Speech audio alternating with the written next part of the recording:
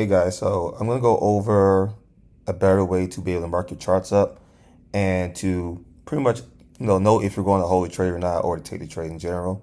So as you guys know with DDX Trinity, it does mark up and it tells you when you should buy and sell. So for example, it called this buyer earlier, and you can even look at the dashboard to see how it performs. So we come here. For those who don't know, this works really good on Euro AUD 30-minute chart, Euro JPY 30-minute chart, and gold 15-minute, and you can do 30 minutes if you want with that as well. So in this video, I want to kind of focus on how to use the higher time frames to avoid bad trades. So I'm going to use this as an example. So what we're going to do is we're going to just turn this dashboard off for now. I'm going to clean the charts up a little bit, and I'm going to just hide DDX Trinity, and we're going to go to the 4-hour chart. And what I like to do is I like to mark up strong levels of liquidity. So let's say we're looking at maybe support and resistance or supply and demand zones. So just to give you an example, let's say that right here, we're looking at these zones right here. So I like to look for whenever the price moves up really, really fast, I like to look at the last green candle before it moved up really, really fast. So we just look at this area and we'll mark this chart, this whole candle up from the wick, from wick to wick. So we'll break down a little bit, and this is all subjective. You can use multiple candles if you like. Definitely if you like strong areas, but this is pretty clean. Then if the market moves really down fast, and then I like to mark the last red candle. So we'll mark up this. So these are really good zones to mark up for the 4-hour.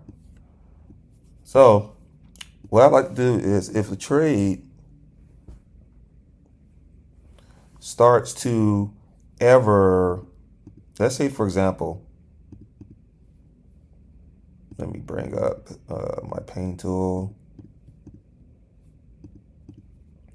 Let's say that the market starts to come up here, and I have these zones marked up. And if I'm on a 30-minute chart,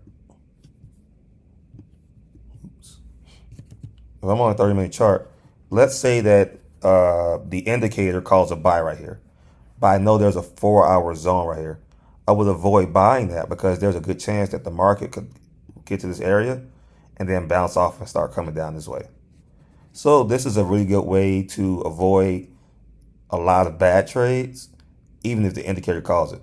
So I'm going to actually give you an example. So let's just bring up the DDX Trinity for the 8 Euro AUD, and let's just look at one of the trades it called. Oops, let me just delete this yellow stuff real quick.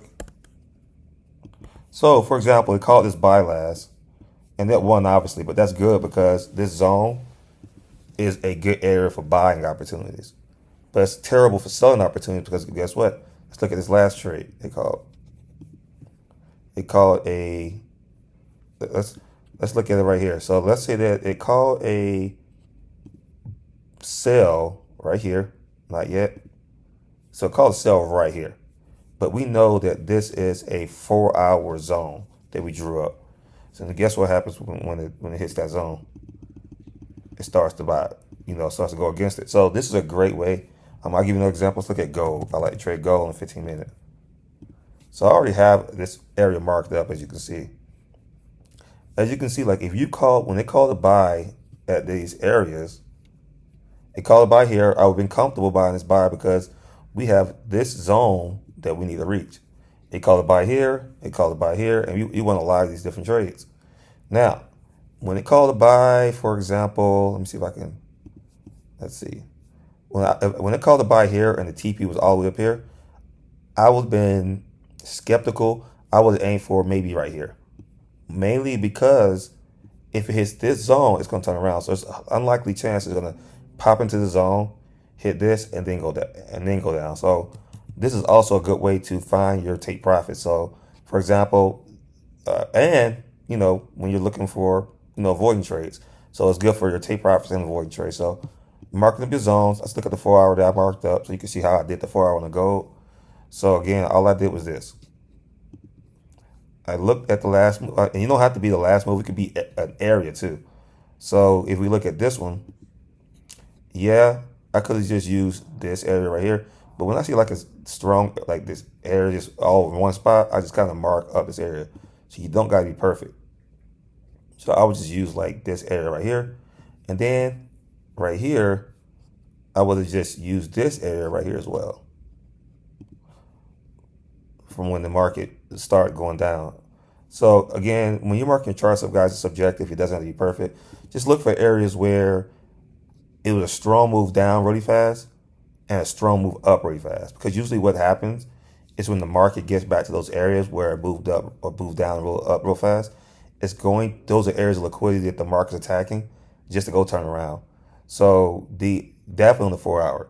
So you don't have to trade the 4 hour, but you can use the 4 hour as to find out where area is probably going to turn around. So hopefully this video was helpful for those who probably want to be a little bit more confident in when they're taking trades, or just to avoid bad trades. This should help a lot.